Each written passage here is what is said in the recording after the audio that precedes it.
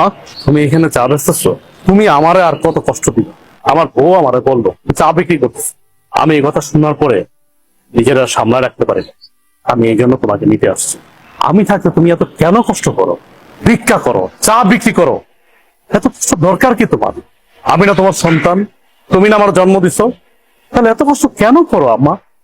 বাবারে, কিছু কিছু কষ্ট সন্তানের ভালোবাসার জন্য করতে হয়।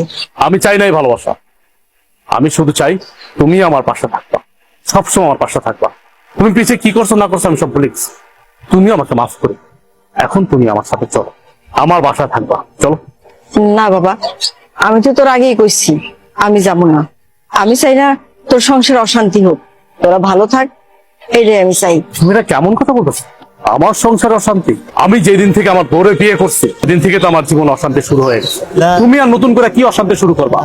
অথচ দেখো, আমার বাড়িতে থাকার কথা তোমার, অথচ তুমি না থেকে আমার শ্বশুর থাকছে। শ্বশুর থাকতেছে নন স্টপ, দিনের পরে দিন, রাতের পরে রাত, ভালো মন্দ খাইতেছে, ঘুমাইতেছে, ফিরতেছে। অথচ তুমি রাস্তা রাস্তা ভিক্ষা করতেছো, চা বিক্রি করতেছো। খারাপ লাগে না আমার? আমার তো খারাপ লাগে। তোমার তো ন্যূনতম কমন সেন্স টুকু আছে, অথচ আমার শ্বশুরের কোনো কমন সেন্স নেই।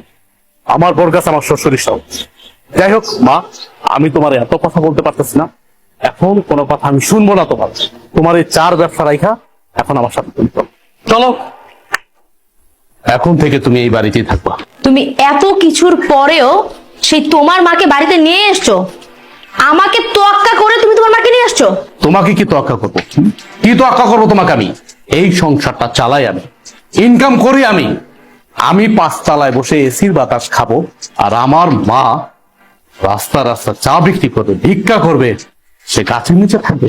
দেখো, এই সংসারটা আমার, এই সংসারটা আমি মেনটেন করি, তাই আমি যা বলবো তাই হবে। আমি তোমার মাকে নিয়ে থাকবো না এই বাড়িতে। কে কার সাথে থাকবে বা না থাকবে এটা একান্তই ডিসাইড করব আমি। তুমি ডিসাইড করার কে? কে তুমি? কে তুমি বলো? আমি কে মানে? আমি তোমার বউ।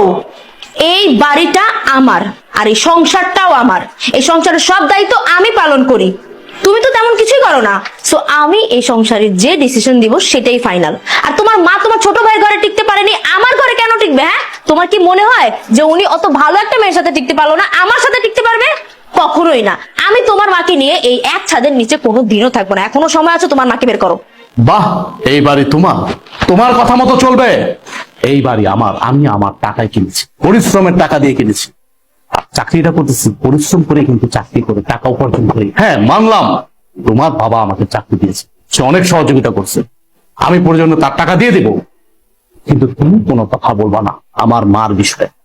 আমি বাইচা থাকতে তোমার মা এই বাড়িতে থাকতে পারবে না, তাহলে তোমার সাথে আমার সংসার টিকবে না। কি হয়েছে মা, এত চিল্লাচিল্লি করছিস কেন?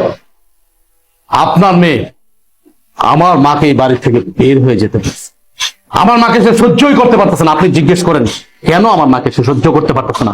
আমার মা গরিব, এই জন্য। বাবা দেখো, মহিলার দিকে তাকাও।